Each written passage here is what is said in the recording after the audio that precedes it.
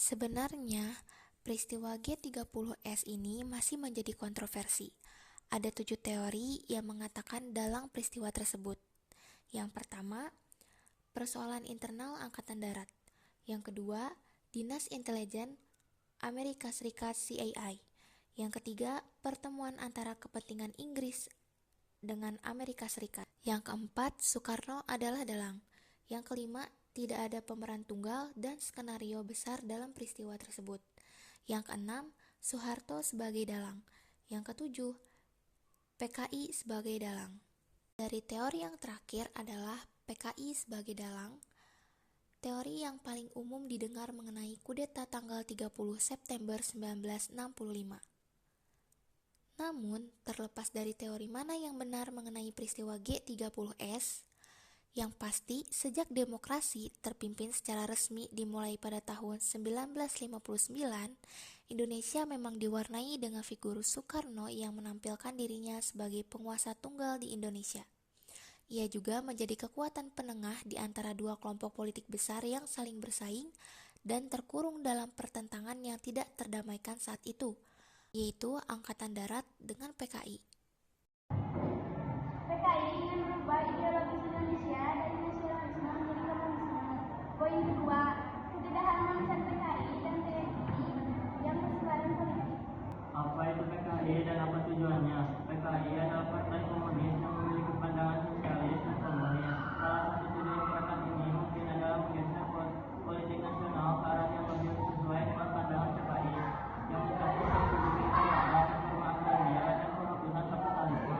Kronologinya, poin pertama, pada tanggal 30 September 1965, PKI di bawah Letko untuk melakukan penculikan.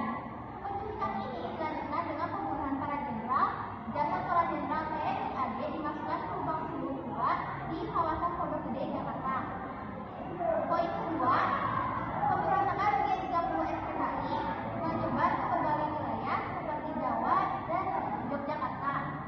Poin ketiga, pada tanggal 1 Oktober 1965, Cakrawirawa diserahkan guna menguasai TNI dan telekomunikasi. Poin keempat, pada tanggal 2 Oktober 1965, operasi berlanjut ke kawasan Halim Perdana Kusuma. Penemuan tempat jenazah para perwira TNI di lubang sumur tua. Poin kelima, yaitu pada tanggal 4 Oktober 1965 dilakukan pengangkatan jenazah para petinggi TNI dan keesokan harinya dimakamkan di Taman Makam Pahlawan, Kalibata, Jakarta. Tokoh-tokoh pemberontakan: 1. Ada Dipan Nusantara Aidit, 2. Letkol Andri Syamsuddin, 3. Syam Komarudzaman, 4. Organisasi PKI.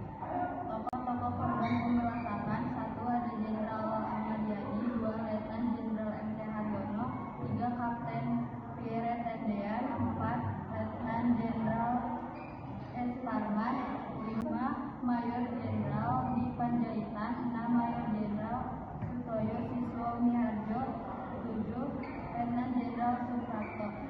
Sasaran utama PKI adalah Jenderal Abdul Haris Nasution. Jenderal Nasution berhasil lolos dari upaya penculikan, namun putrinya Ade Irma Suryani menjadi korban. Dan Letnan 1 Pierre Andreas ikut ditangkap karena PKI mengira ia adalah Jenderal Nasution. Di Jakarta, gerakan 30 September juga melakukan penculikan dan pembunuhan terhadap perwira Angkatan Darat yang anti PKI, yaitu Kolonel Katamso dan Letnan Kolonel Sugiono. Penugasan pemberontakan: Operasi Merapi di Jawa Tengah, Operasi Trisula Blitar Selatan di Jawa